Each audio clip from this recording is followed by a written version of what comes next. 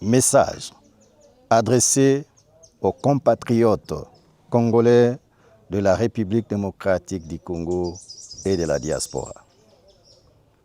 À ce jour, la swahilophonie soutient le changement constitutionnel comme le veut aussi l'UDPS et l'Union sacrée. Pour notre espace, cette révision constitue une opportunité historique, celle d'adopter un fédéralisme adapté à la diversité linguistique inspiré du modèle nigérien. Chers compatriotes, à ce jour encore, la swahilophonie plaide pour un fédéralisme adapté à la diversité linguistique. Depuis l'aube de notre indépendance, la vie politique congolaise s'est toujours dessinée sur une base communautaire et identitaire. Cette logique fut inaugurée par nos pères fondateurs à travers la naissance des partis et mouvements tels que l'ABACO, l'Alliance des Bakongo, les CONACAT, Confédération des associations tribales du Katanga, le MNC Kalonji et les mouvements Anamongo. Ces formations, bien qu'ayant des divergences idéologiques, avaient toutes un dominateur commun, le fédéralisme.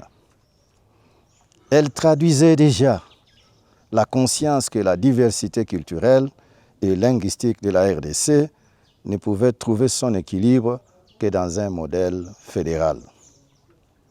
Héritage et constat actuel. Aujourd'hui encore, cette mémoire reste vive. Nos 4 grands groupes linguistiques, Congo, Lingala, Kasaï et Swahili, continuent de rêver, chacun de voir l'un de leurs accéder à la magistrature suprême. L'histoire électorale de la RDC le prouve. En 2006, Jean-Pierre Bemba rafle la majorité des voix dans l'Équateur. Antoine Gizenga mobilise largement le Bandundu. Joseph Kabila trouve un soutien massif dans l'espace swahilophone, bien que le vote des peuples swahilophones était motivé par la paix qu'il avait su ramener après la guerre du RCD. De leur côté, les Kassaïens n'ont jamais caché leur aspiration à exercer durablement le pouvoir au même titre que les Bangala, 32 ans, ou les Baswahili, 18 ans. Ces dynamiques révèlent une rivalité grandissante entre les communautés linguistiques, rivalité qui, faute de cadre politique adapté, nourrit frustration, division et antagonisme. Le rêve swahilophone.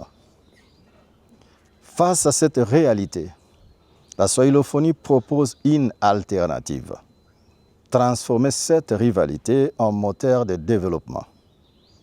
Nous rêvons d'un Congo compétitif où la saine émulation entre les communautés linguistiques devient un levier d'innovation, d'efficacité et de progrès.